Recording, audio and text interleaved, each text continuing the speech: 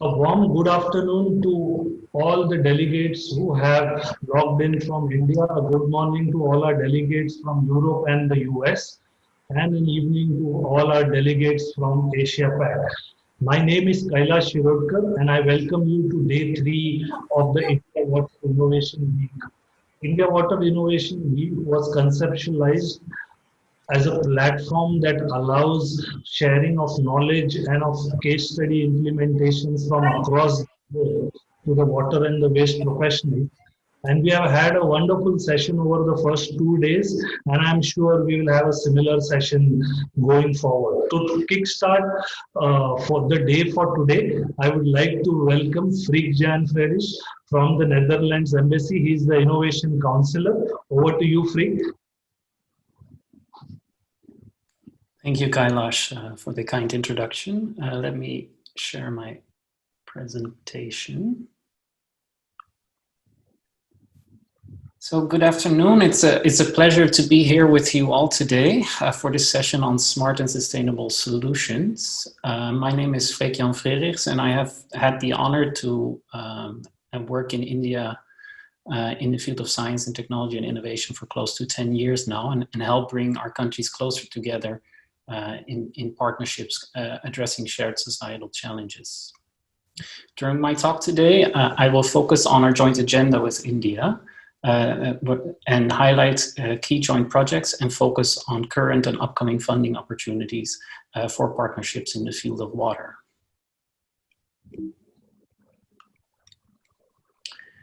So our countries have very strong bilateral relations, and we engage on the highest political level.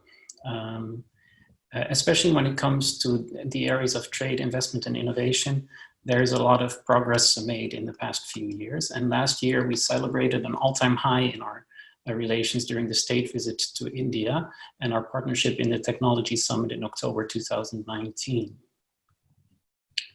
The summit marked 10 years of science, technology, and innovation collaboration and formed the backdrop for a launch of a bilateral public-private partnership agenda focused on shared societal challenges in the field of water, agriculture, health, and the cross-cutting key enabling technologies.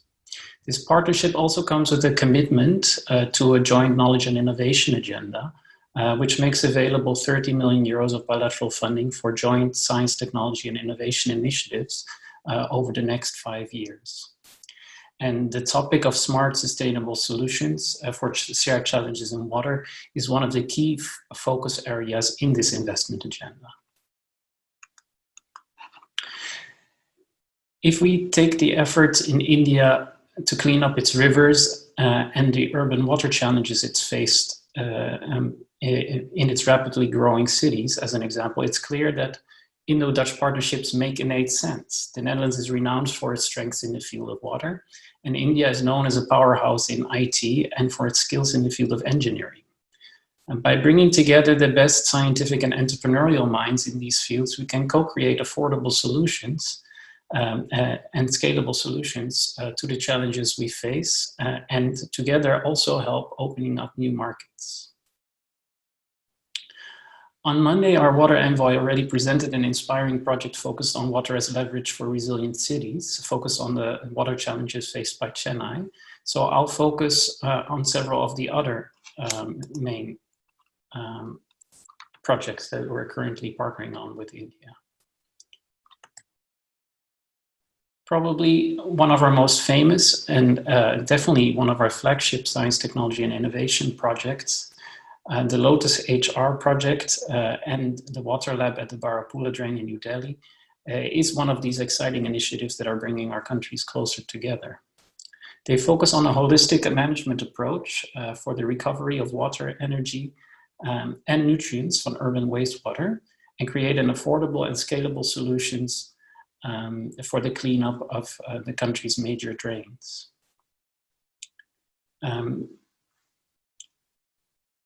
Another project worth mentioning is our effort at the Hindon River, where we're coming to a waste to wealth approach in partnership with the UP government and the cities of Ghaziabad and Muzaffarnagar. where we're helping bring together public and private stakeholders to create a viable business case for a scalable cleanup of the river.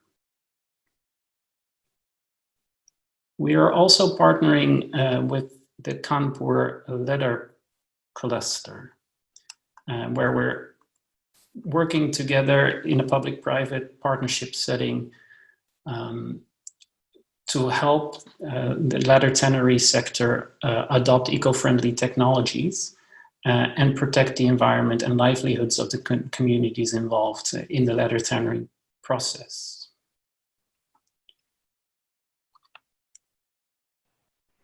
And then we have the recently launched Water for Change initiative, which is another of the inspiring science, technology, and innovation projects that was recently launched, where we're working on an integrated systems approach to develop solutions for sustainable urban water management for the complex challenges that India's fast-growing cities face in the field of urban water management. So when it comes to some of the current funding opportunities that are available under our joint collaboration with India, as mentioned before, water is a very important topic for us. And currently we're partnering with the Department for Science and Technology on a call that is focused on cleaning up the Ganga and the topic of agri-water. And we've recently closed a call with the Department for Biotechnology focused on climate smart agriculture, which is also, of course, a topic that brings together the crossover of agriculture and water. For companies that are joining us today and that are interested in partnering with the Netherlands in the field of innovation, we also have a Global Stars call open, which is focused on SME-led innovation projects. And here we're partnering with the Department for Biotechnology in a call that is focused on key enabling technologies for shared challenges in water, agriculture, and health. So that's definitely one of the opportunities to look at. So both these calls mentioned on the slide here, they're currently open and they'll be open until the end of November. But if it's not possible for you to make those call deadlines, or you haven't been able to find the right partners to partner with, rest assured, more funding opportunities focused on smart, sustainable solutions in water will be coming your way in the coming years, because we're really focused on making an impact also on the long term here together with our Indian partners.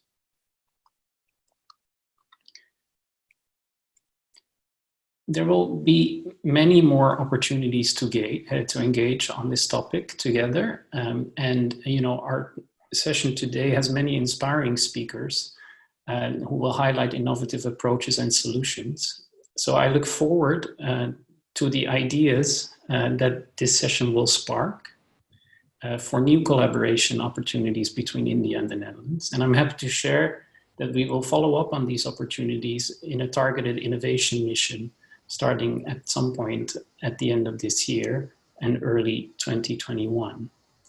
It will be a great opportunity to engage with you on this topic again, and I look forward to doing so together. Thank you. Thank you, Freek. Thank you for sharing these insights with us. Moving on to our keynote address for the day today, I would now like to invite Mr. P. Velrasu, the Additional Municipal Commissioner Projects for the Municipal Corporation of Greater Mumbai. Mr. Velrasu is currently heading and handling the water and the waste infrastructure for the city of Mumbai. And we all know that in terms of complexities, it would be one of the most challenging tasks in the world.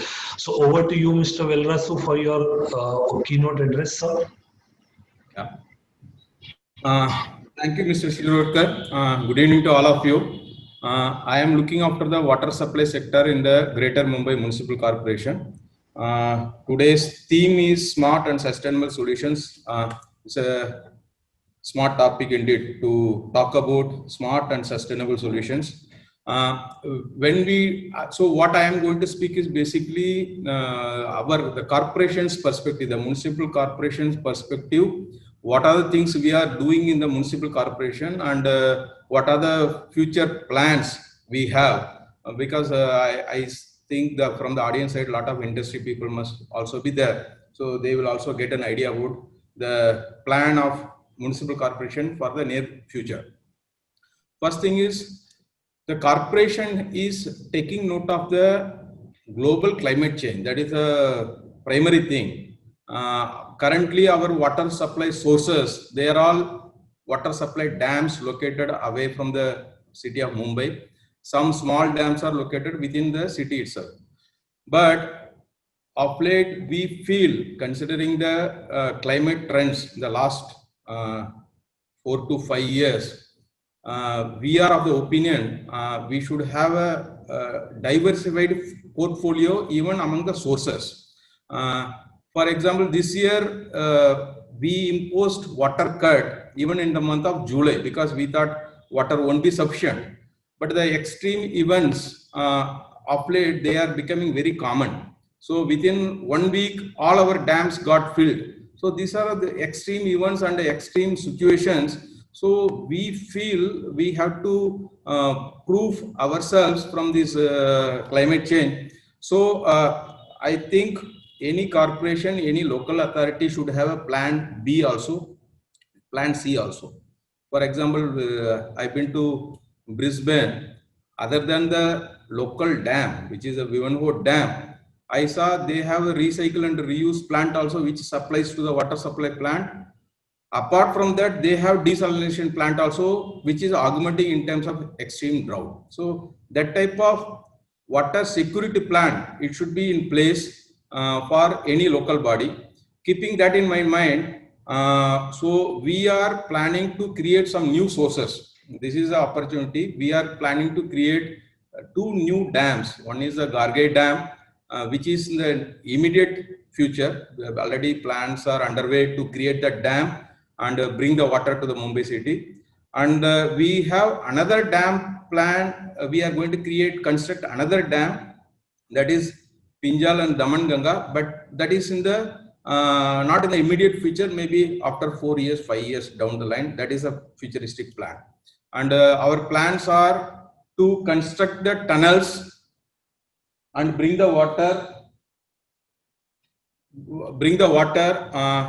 through tunnels to the city. So that is our plan.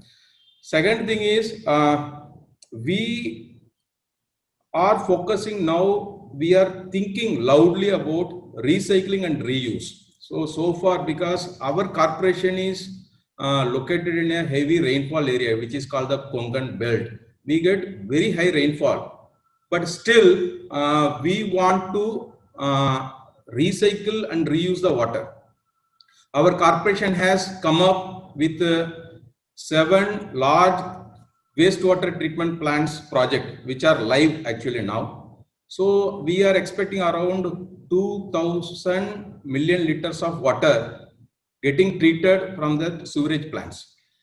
What we have put a condition, they all will be tertiary treated. So that water after tertiary treatment, we are going to come up with another consultancy and another work which will convert them into potable water. So that is a futuristic plan. Maybe within another 3 to 4 years, they all should be coming up. So corporation is actively thinking about converting the wastewater into potable water and putting them back in the water treatment cycle. That is another aspect. I think there could be a lot of technology players who might be interested in this program of the corporation.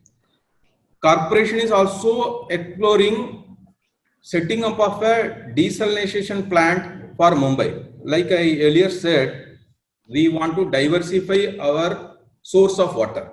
So we are actively we are considering bringing water from different sources. Diesel is one of them. We are already in talks with the IDE Technologies, the Israel companies. Like Israel, they have most of their 80% of their drinking water sourced from the huge diesel plants. We have looked at Sorak, we have looked at Ashkelon, so we are talking about all those different plants, and what we want is Mumbai. We may not be exactly needing those many number of plants, but still we would like to have it in our portfolio. So we are now kind of doing feasibility study to go for a 200 MLD desal plant in the immediate future. That is one thing under consideration. So any smart solution, we should have a minimal footprint on the energy consumption.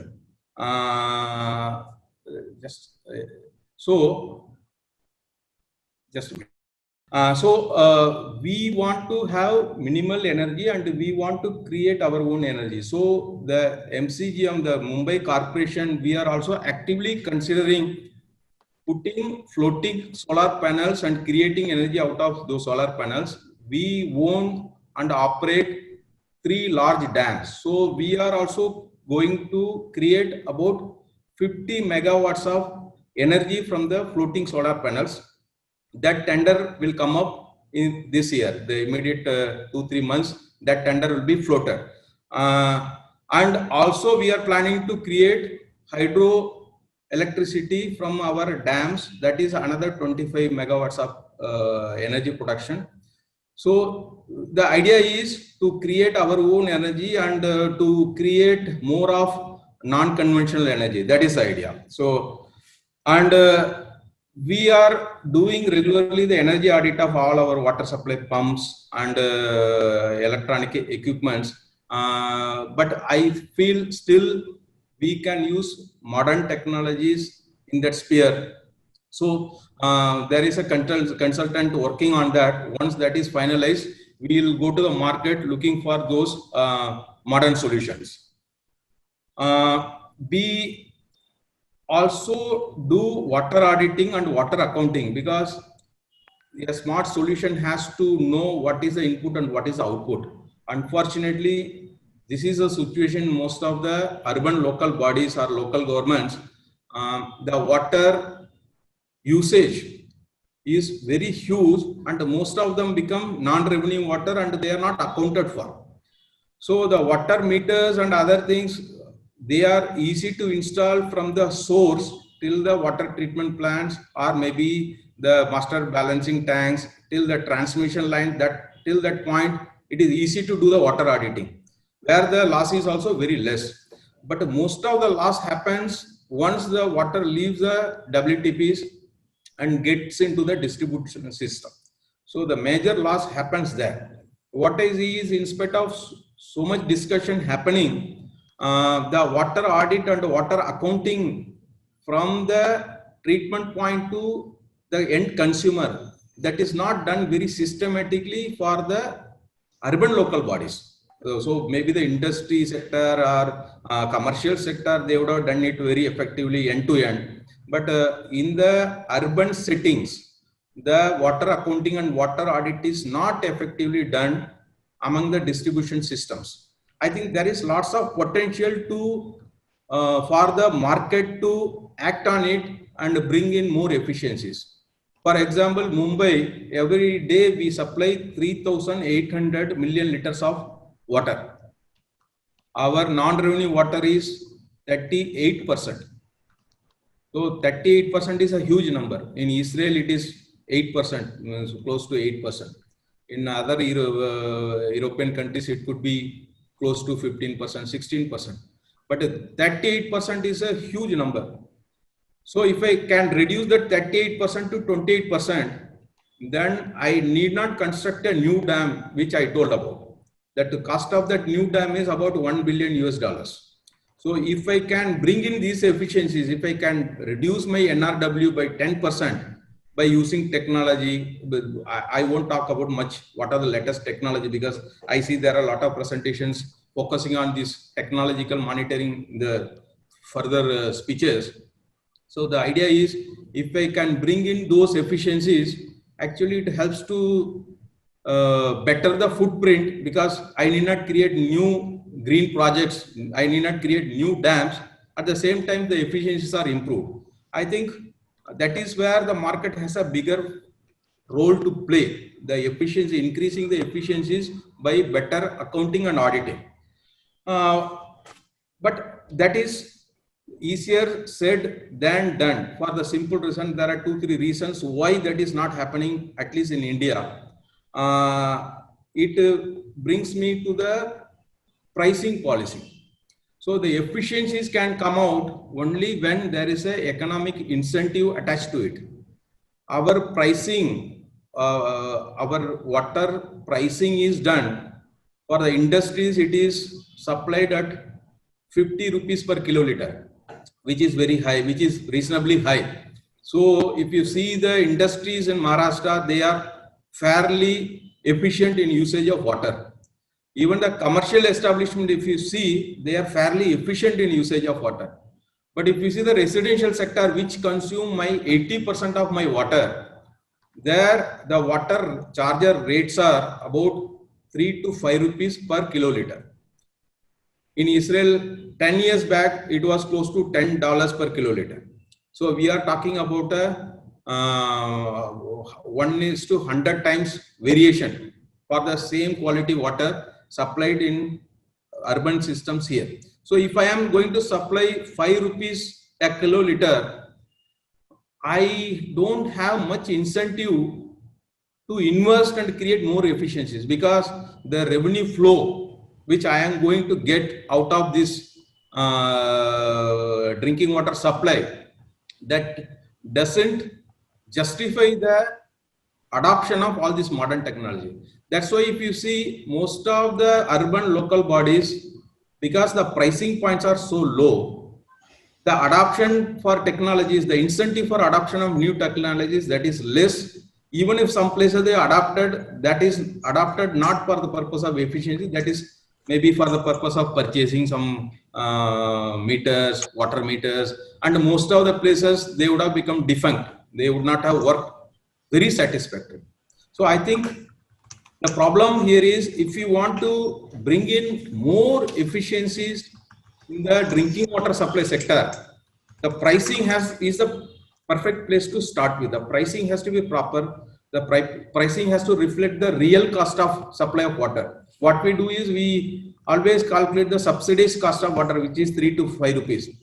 But I know, because I am handling the department, my cost of production is close to 20 rupees per kiloliter. That is without considering the capex. It is not a life cycle cost. It is only operational expenses cost, which is 20 rupees. And if I put cost into that, my cost will go up anywhere close to 30 to 40 rupees. But I am supplying at the rate of 3 to 4 rupees. I am 10 times cross subsidizing. So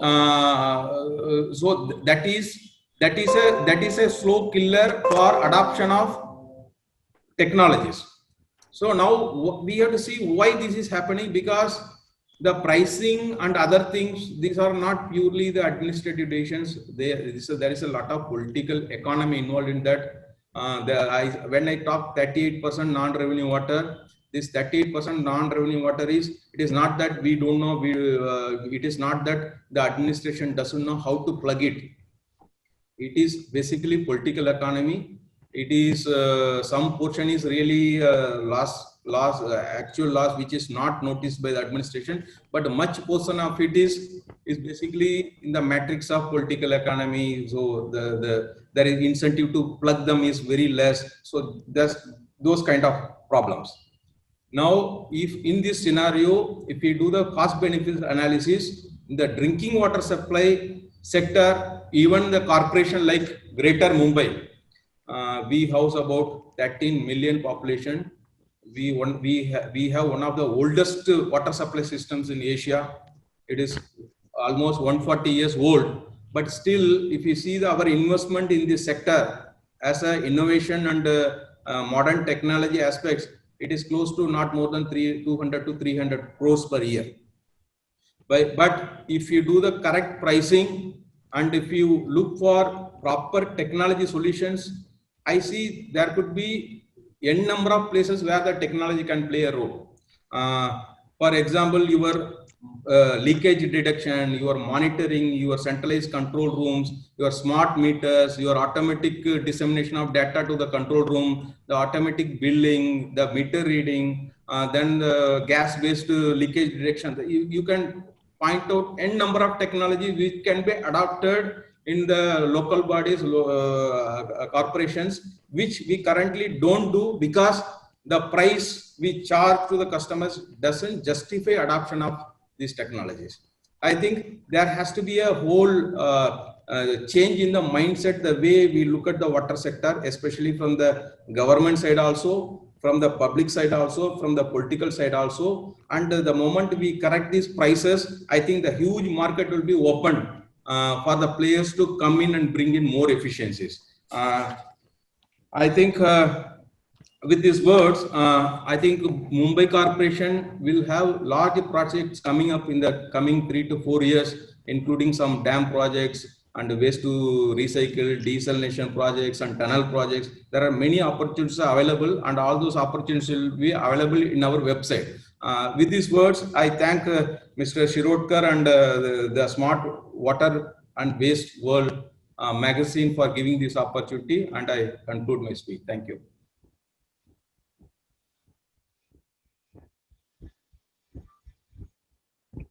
Thank you, sir. Thank you for sharing your inputs. We have a whole lot of questions that are there for you in the Q&A box. Most of them, sir, are with regards to other than the desalination plant. Are you looking at other ways of augmenting supply for the city of Mumbai? Yeah, so let me tell briefly about that. So the Mumbai city, we are currently we are supplying 3,800 million liters of water, which is not sufficient. So at the immediate future, meaning within another 5 years, we have to augment another 500 to 600 MLD. So what we are doing is we are in the process of constructing a new dam, which is by name Gargai, but that process is going on. But at the same time, we are also exploring simultaneously the desalination plant.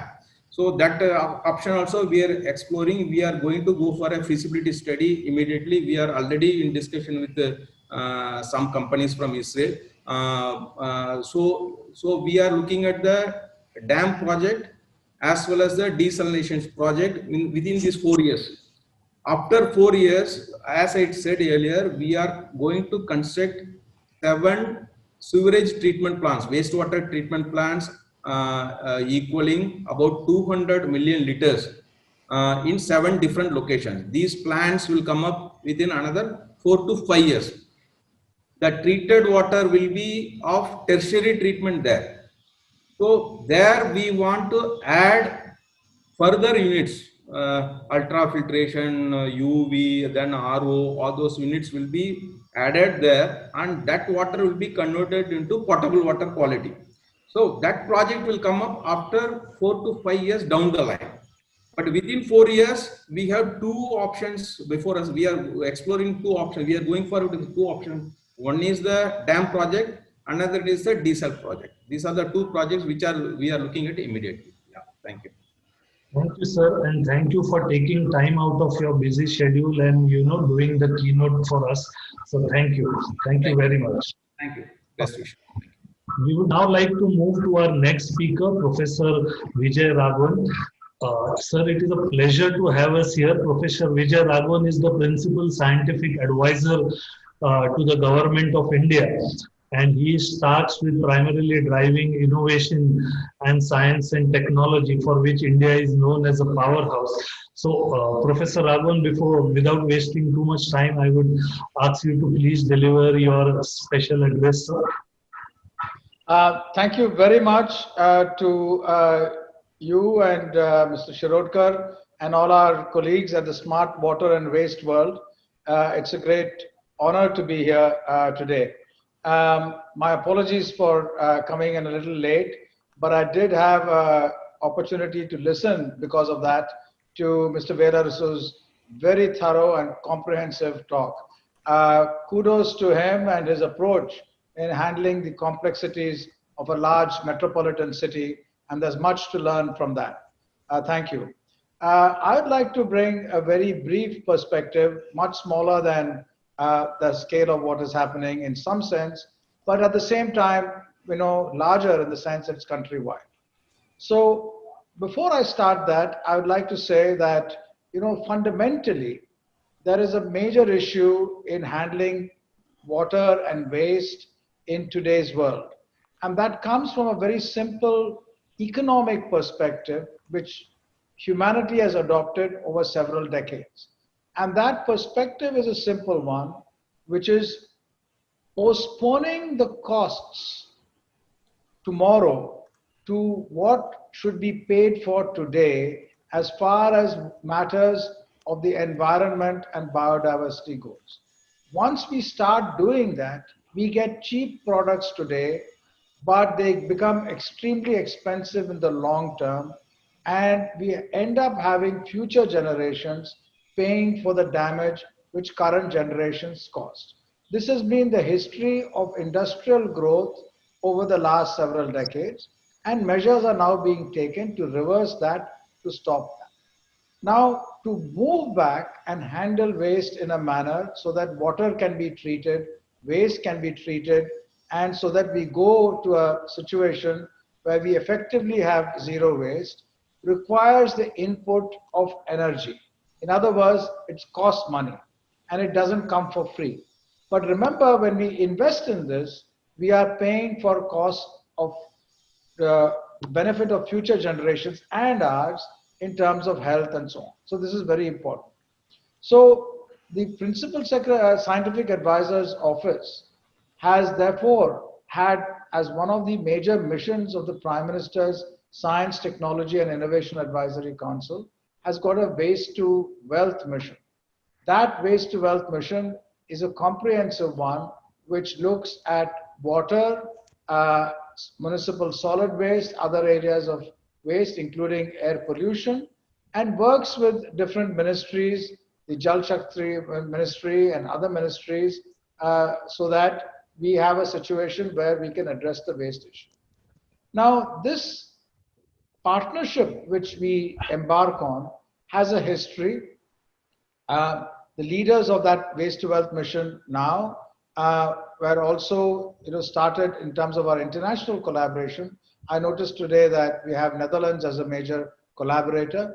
Netherlands has been a major collaborator with the Government of India, with the Ministry of Science and Technologies, Department of Biotechnology, the Department of Science and Technology, and they've worked rather substantially in water treatment in partnership with our ministry in the Barapula drain in Delhi. The idea of those kinds of ventures has now expanded, and this is being pushed by the Principal Scientific Advisor's Office on its waste to wealth mission. And it has three different components. One component is the issue of taking these complex problems, which involve multiple departments and ministries, and ensuring that we have a synergistic mechanism to address that. As we've heard before, these are issues which require challenges to be addressed right from the municipality level to the city, to the state and the central government in multiple ways. So that synergy and collaboration and coordination, we like to add from a helpful perspective how to do that, both in terms of addressing mechanisms in specific cases, but addressing procurement issues also, so that procurement is standardized for different contexts. Now, to address the procurement issue, we have a second approach. One is to develop sites of exemplary demonstration, not just pilot plants, but pilot plants which are pilot activities which are embedded in local context, so that we can learn from them and have procurement rules and directions which others can copy. So I mentioned the Barapula area where there's major efforts in water treatment. There's also in the drains in Delhi, at the Babarpur drains. There is, again, these are original old canals or stormwater drains as they're called now, but they're full of garbage. But their treatment is a big challenge, but it needs to be addressed. So pilot plant studies over there are ongoing. And the third is major municipal dumps, such as the Ghazipur dump, which is higher than the Taj Mahal and occupies about 70 acres. So proof of principle demonstrations in these contexts, which can be scaled and used by industry, is the second context. So this again feeds back into the first one of developing procurement tools which can be used, and technology demonstrations which can be used in multiple locations. Water is a major component in the Babarpur drain, as in Barapula, and Ghazipur is a solid waste site. The third component after procurement and pilot demonstration is issues such as policy. Learning from both of these and learning from experience of state governments and central governments, are there policy changes which can be made which allow this kind of a situation to scale up enormously? One example is, I mentioned right at the start about how handling waste is expensive, but it's an investment of great value in the future and in the near future, and will pay back enormously. So how does one get the money even now to do this? One way to do that is to look at the sites where these investments have to be made and have mechanisms where the real estate in those sites, the area around those sites can be so well made so that that becomes attractive, and that becomes an inducement for industries, for various government and private organizations to invest in a substantial way. What kinds of policy changes do we require to make that happen? Why is it not happening now enough on scale? Those are the matters. The final aspect I would like to bring is about technology. We have had many, many examples which we have seen about technologies for these kinds of purposes, which are used all over the world. We also have technology demonstrations at the other end of the spectrum, which are indigenously developed. Both need to be demonstrated and changed in the actual field context to make sure they're effective. Just putting in place effective, supposedly effective international technologies in our context without attention to maintenance and the different kinds of prevalence of waste material in our situation will not make them functional. For example, many of the huge sewage treatment plants in the country, which have been distributed over the country, have a challenge in being functional fully. The waste handling projects which have taken up in multiple cities in the country function either not very well or even worse than that, very suboptimally. And that is because the long-term costs of maintenance, repair, as well as context-dependent tweaking of technologies are not there. So that is the fourth aspect, which is developing and tweaking these kinds of technologies. In this context, I'd like to end by saying that our office will be very happy to be involved as an integrative knowledge provider. We can share the ecosystem of these technologies, help identify startups, and work to how we can stimulate their growth, identify parameters to recognize innovative technology, and help you and your jury to take these forward as needed. And we will work with specific key holders to develop in multiple contexts centers of excellence, which could be very valuable, and also digital platforms which can integrate all this information so that everyone knows what everyone else is doing. Thank you very much. Thank you, Professor Raghavan. It has indeed been a privilege for us to have you here and share your views on the topic. So as Professor Raghavan was mentioning, there is a wide variety of technologies available across the globe which can help solve a whole lot of water and waste related problems. And what we are going to do over the next 1 hour is showcase some of these technologies for you from across the globe. We have case studies for you from Macau, from Paris.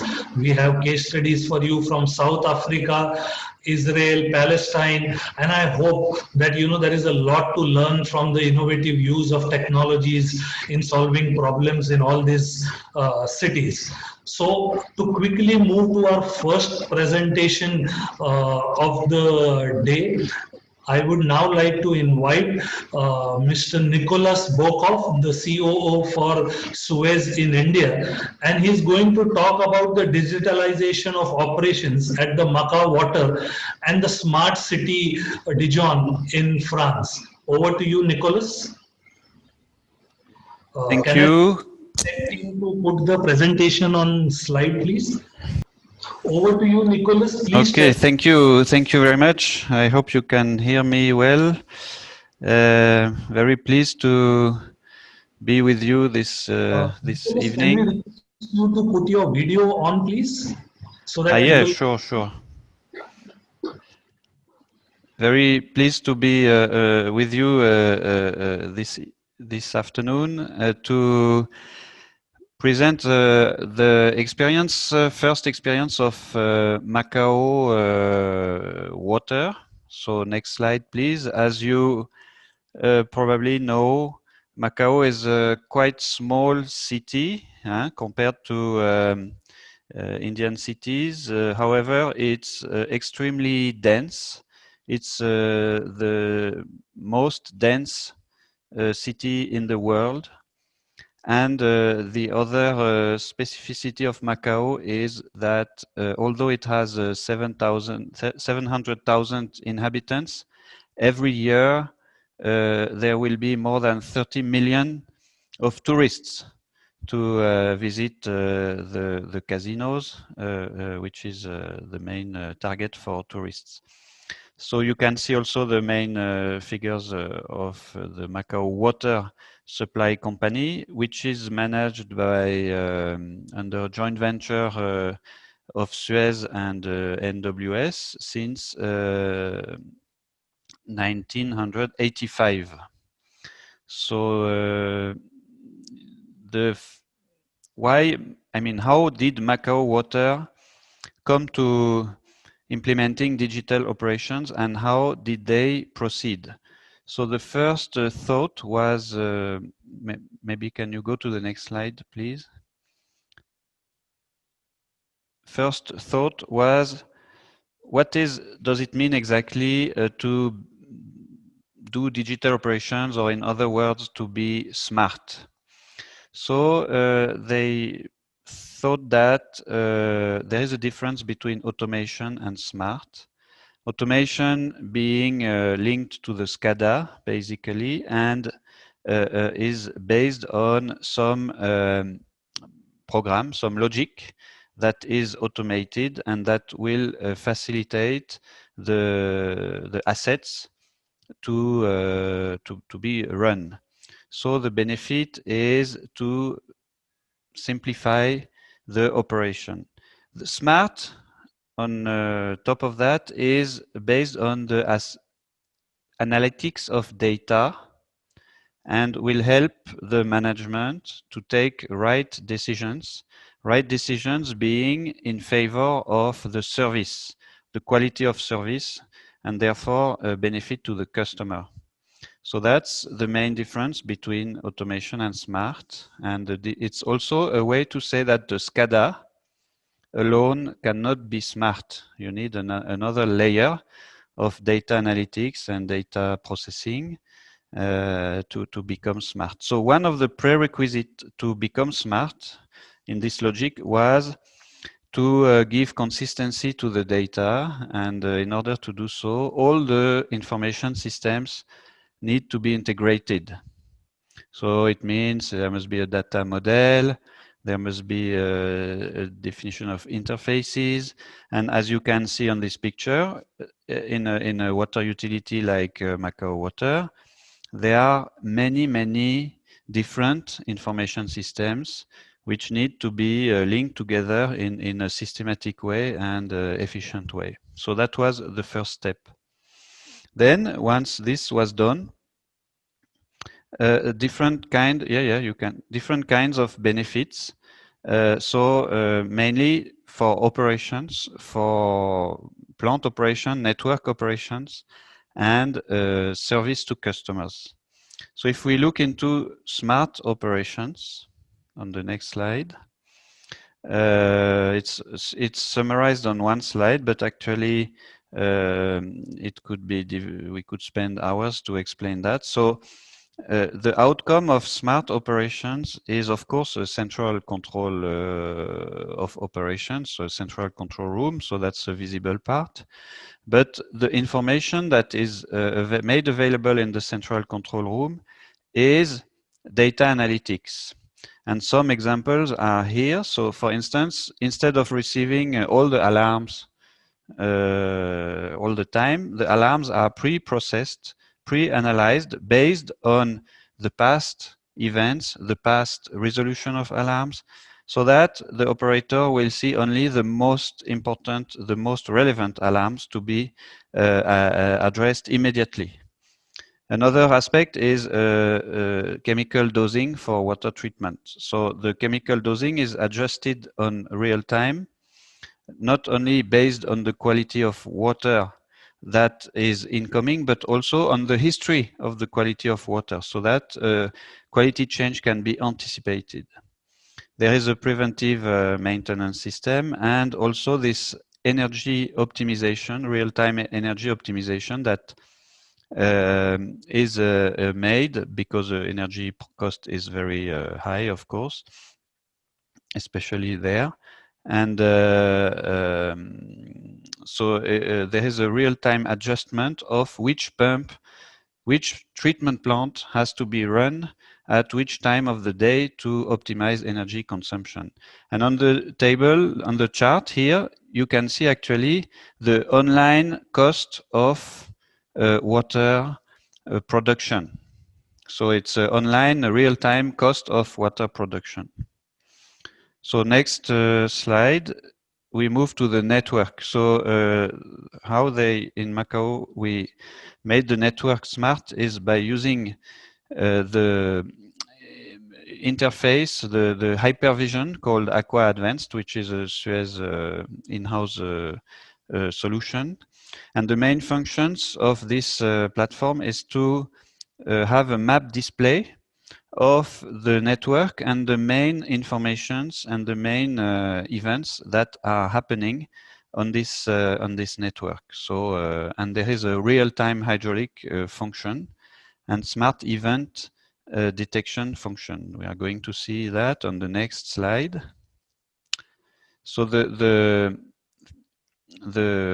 main advantage of this tool is that it was designed by operators. It was designed by Suez operators for Suez operators.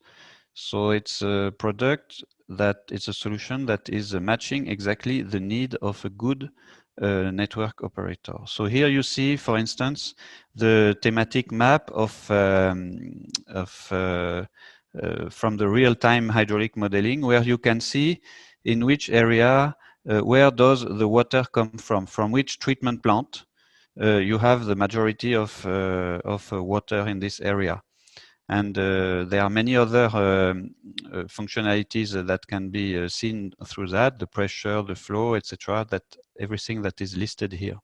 So it helps to understand the behavior of the network in real time, and any sudden change, of course, will be visible immediately. If there is a big burst or any other big unexpected consumer somewhere, it will change the patterns of the network. And that's why also there is a feature of event detection on the next one. So this is data analytics on several parameters. The system will analyze which is the normal range of value for those parameters, and each time there is a gap. So the real-time value is out of range. There will be an alarm generated, so an event, so that the operator can identify that there is something to investigate. There is something unusual to investigate. So usually it's a leak. It can be also some hardware failure, some meter that is out of service, or something like that. So it is a decision aid tool for the operators to be more efficient and to deliver a more efficient service, more reactive and more to the point. So next. And the last part is the smart metering part, so which helps, as many know, to know real-time consumption of water. So it will help upstream to better understand the behavior of the network and the water losses and all that thing. But if you use it downstream, it will also help to add value to the service rendered to the customer, because you can provide alerts and other useful information to the consumer. so that he can himself have a better understanding and a better control of his water consumption and the price he is going to pay at the end of each billing period. So for that, in Macau, the long-range AMI, so advanced metering infrastructure, was installed. So it's based on 169 megahertz frequency, which is a long-range telecommunication solution. It's similar to LoRa. Actually, the new generation would be LoRa for the same purpose. So that's so far for Macau Water. So the message here is that to become smart, it's about data analytics and decision aid tools to improve the quality of the service and the level of service to the consumers. So if we now, the next topic is Dijon Smart City. So that's also part of smart utilities, but with a broader view. Four more minutes. Sure. So in Dijon, so Dijon is a mid-size. So next slide, then mid-size city in France. Who was the first one in France to decide to go for an ICCC, and they issued a tender. So to cover most of the public infrastructure, street lighting, CCTV, and so on and so far. So they launched a tender for a DBO project. So next slide. And the interesting thing is that this tender was won by a consortium made of three different profiles. So Bouygues Energy Services is more a system integrator, so specialized in the design and build of central control rooms and telecommunication infrastructure, IT infrastructure. Suez was selected for the input as a public service operator. So it's focused on the quality of service, so the operation of the ICCC and the improvement of the service to the citizens. And Citelom is more a specialist of public lighting, and so it's an expert. So you see in this consortium, you have two, let's say, experts of hardware and information system, and one expert of public service management, who is Suez. So that's next slide. On the next slides, we can go fast. So there is a central control and command center covering all the aspects, and the operation of this control and command center is focused on improving the service to citizens. So for that purpose, the main job behind is to define, to reshape the business processes of how to process the different information coming to the central control room, and how to process them, and how to prioritize them, and how to give the service, to improve to react and to address and to improve the service perception by the citizen. So next.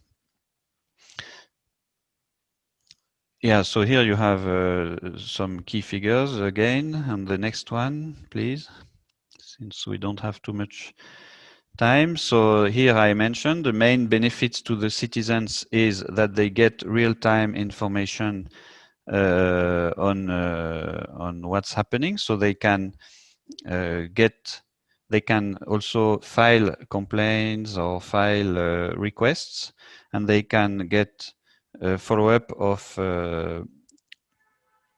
how the processing of their complaint, and they get also real-time information when it is resolved.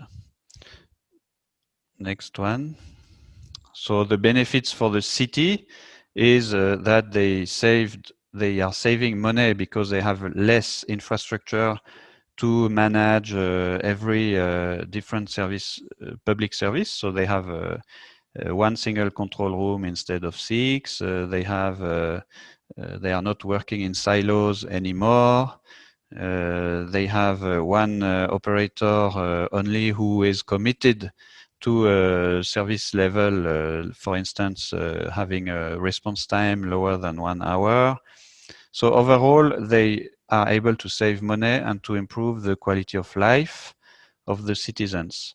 But the very important message to conclude this is the main aspect of smart city is not the hardware. It's not the IT information system infrastructure. The main aspect behind the success of a smart city project is to be able to work on the processes, on the flow of information, and to, in a way, to improve the quality of the service. And that's where the O&M, or the operation of the system, plays a big role. So it's not just maintaining the system and looking at the screens and making sure that the screens are working, but it's really analyzing the data and reprocessing the whole service to benefit to both client and customer. So that's it for those two examples of smart utilities. Thank you, Nicholas. We have two quick questions for you from the audience. The first question was, is there any instant digital solution to identify the source of contamination rather than by a time-consuming trial and error method? You mean contamination in drinking water networks? Yes. Actually, there is no contamination in this case because the networks are pressurized and operated 24/7. So this doesn't happen. Okay, and one more final question. What is the price of water in Macau? The price, that I have to check the figure, but it's quite high. So Macau is a rich city and the people can afford a high price of water. So it's sure, it has a cost. It has a cost. Thank you, Nicholas, for this wonderful presentation.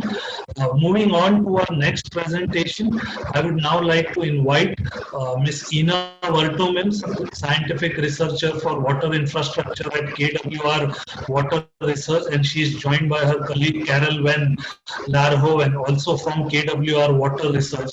They are going to present about design of water distribution networks and sensor networks. Over to you, Ina. Yes, well, thank you very much for the introduction. I don't see my slides on the screen. Oh, yeah, okay. There we go. Okay, so good afternoon to you all. My name is Ina Vertongen, and I'm a researcher at KWR Water Research Institute in the Netherlands. And together with my colleague Karel van Laarhoven, we will talk to you today about the design of a smart body and a nervous system for water distribution networks. So if you can go to the next slide, please. Can we go to the next slide? Yes, thank you. So that's one slide too much. Yes, thank you. So first of all, for the listeners who don't know KWR, KWR is a research institute founded about 70 years ago by the Dutch water utilities. And we do applied research on a broad spectrum of topics covering the full water cycle under our motto, which is bridging science to practice. We are located close to Utrecht in the Netherlands, and besides national research, we also take part in several international networks and collaborations.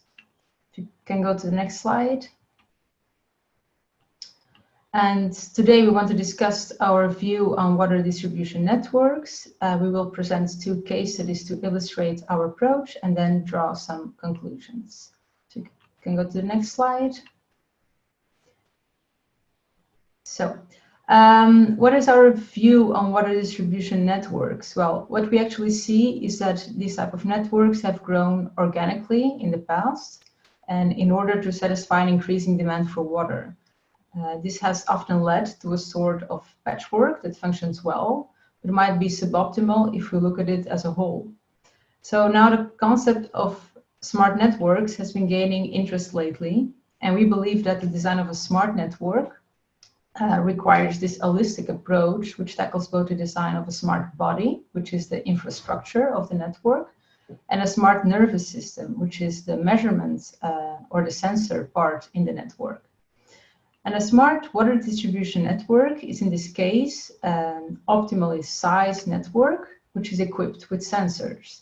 And these networks allow the water utilities to satisfy customers' demand for water and at the same time better control the performance of the network in terms of water quantity, quality, and pipe condition through the sensors that are installed.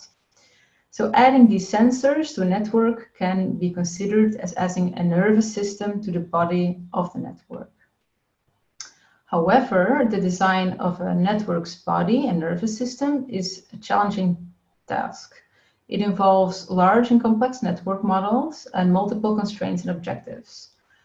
So far, most utilities solve these problems by hand, supported by geographical information systems and hydraulic modeling.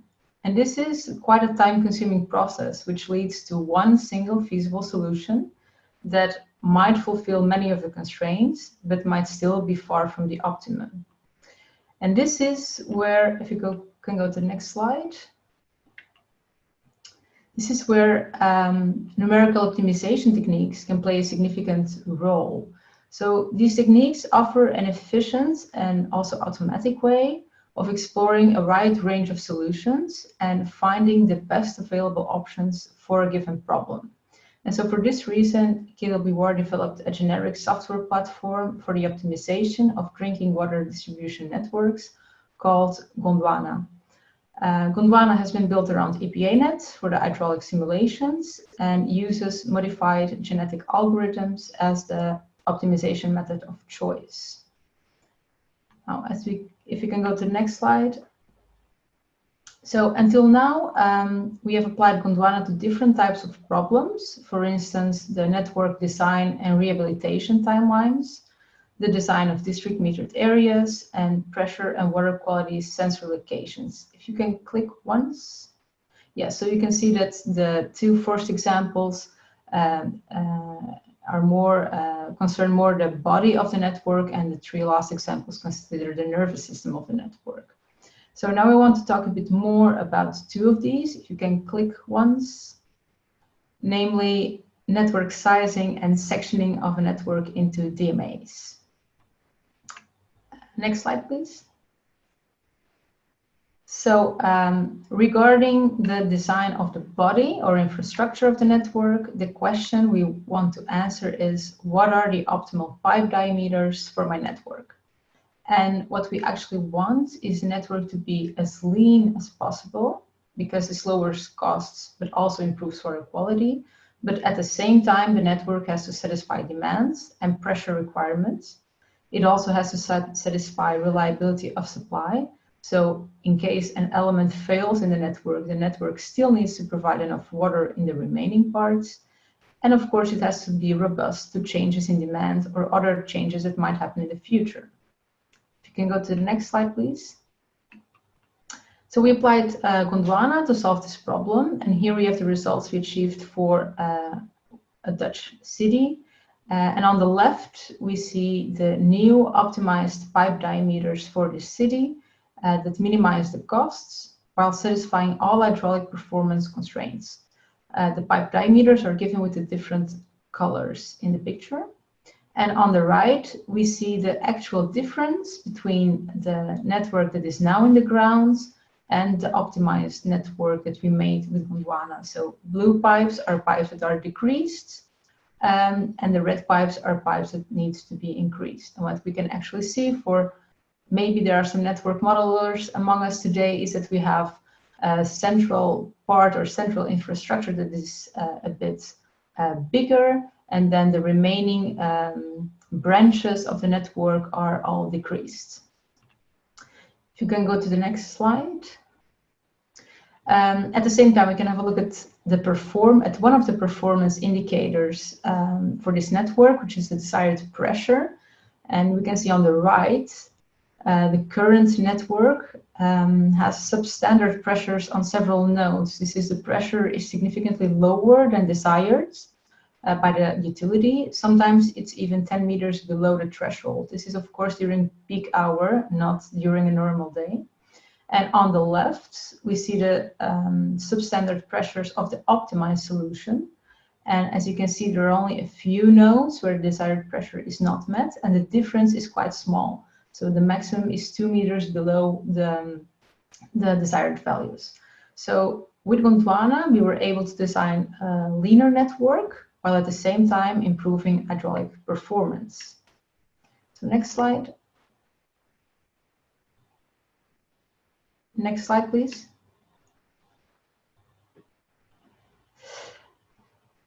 Yes, thank you.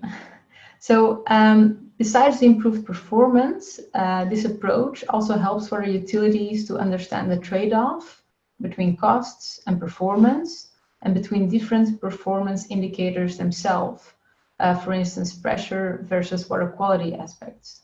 It also provides a more formal knowledge on shortcomings of current designs and the possibilities to solve them. Next slide, please. Yes, I would now like to give the words to my colleague, Karel. All right. I'm not sure if people can hear me. Yes. Good afternoon. Thank you for the opportunity to speak here. The case study that I want to introduce is about district metered areas, which are a widely applied tool internationally to manage pressures and to reduce water losses. However, in the Netherlands, they have historically never been used or designed or applied. So it's only recent that Dutch water utilities have gained an interest in this to further reduce their water losses and to gain more insight in water flows through their networks. And their networks are large and very meshed and very much merged with the distribution networks are very much merged with their wider distribution networks. And designing district metered areas from scratch, so that's sub-networks enclosed by flow sensors, so that you may know what goes in and what goes out. That's really a complex task. It's complex mathematically, it's complex to construct all that infrastructure, and it's going to be expensive as well. It's going to take hundreds of flow meters that need to be installed in a short time. So the questions about what exactly will we get once we've realized these DMAs, that has also been a very important question for the water utilities. And the optimization platform Gondwana has been very useful for the utilities to gain an insight, not only in the costs, but also the performance and the trade-offs that can be expected. Next slide, please. So together with a wide panel of water utility experts, we put quite some effort into defining their expectations in terms of sensitivity to disturbances and leaks and the costs of different flow meters and lists of possible locations where the network could be modified.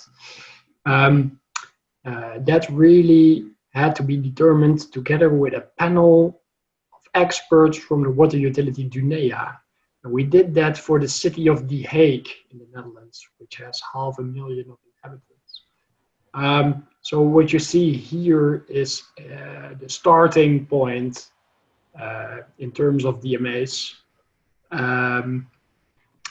But once we had all that described in a formal mathematical way, we could put it into the optimization. And in the next slide, please, we could produce a series of results. So you see this graph on the vertical axis, you see the DMA sensitivity, and on the horizontal axis, you see the amount of flow meters and network changes needed to realize a design. And every dot on this graph is a network solution, such as the one in the inset. And this really gave Dunea an insight in trade-off between performance and cost that they would have to make a choice for. So this was a first optimization really meant to try things out, compare different designs, get a feeling for the choice that would be forced to make eventually. In the end, the design in the inset was chosen. And next slide, please. Then another question would be, to realize these DMAs, you would want to close as much of their boundaries, because the alternative is equipping them with a flow meter, which requires large investment, maintenance in the future. However, closing a pipe means reducing the transport capacity of the network and reducing the security of supply in times of disturbances. So a second set of optimizations was started to close as many of these boundaries as possible, while maintaining acceptable standards for security of supply, which is something that's even bound by law.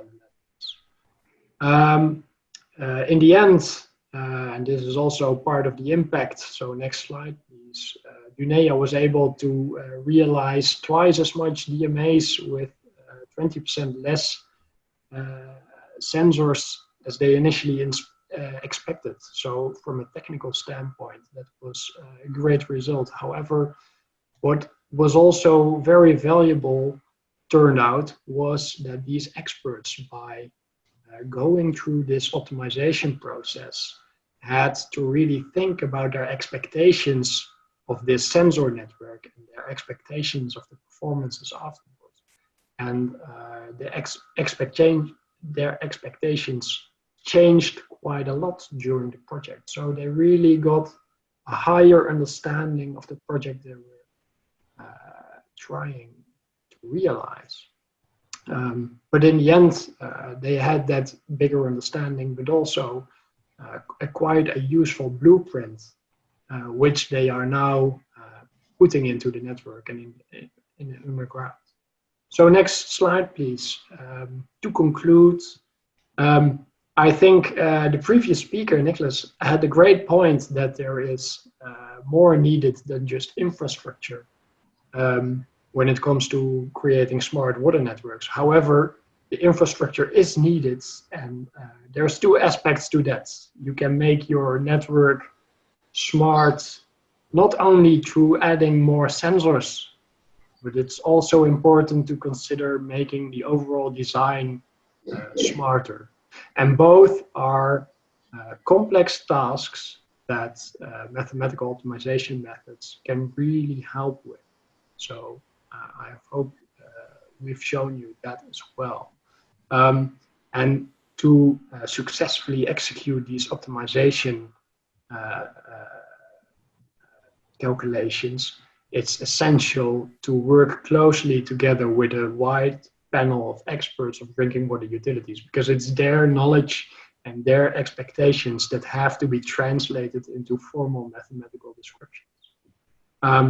And if you can click one more time, please. Next slide. I just want to show you our little team with which we optimize the drinking water distribution systems of the Netherlands. Thank you for your attention, and we'll be happy to take any questions. Thank you, Ina. And I think Ina's been answering some of the questions that were posed to you, Carol. I think one of the questions I will take, the question is, I think, leak detection in Gondwana is done by smart ball or other technology? Sorry, what's the question? The question is leak detection in Gondwana done by smart ball or any other technology? So in this case, the leak detection was really aimed at disturbance analysis of flow meters. The smart ball is also a great technique that could be used to localize leaks and to inspect pipes for specific locations. So ideally, I'd suspect you'd look at your DNA patterns, find disturbances, and then zoom in, possibly with smart ball. But in the Netherlands, there are quite some inline inspection techniques in development. Intelligent pigs, inspection robots. The smart ball is a great example. One more question, Carol, is would you please let us know which flow meter methods you used in the network for measuring the flow rate in the pipes? Unfortunately, Dunea is still deciding on that, so we don't have a clear view. So during the process of optimizing locations for measurements, this question has become more and more important, but they have not yet decided. So, thanks, Carol and Ina. I would request you to please keep an eye on the Q&A box in case there are any more questions that are targeted to you. So thank you, Carol and Ina, for sharing this information with us.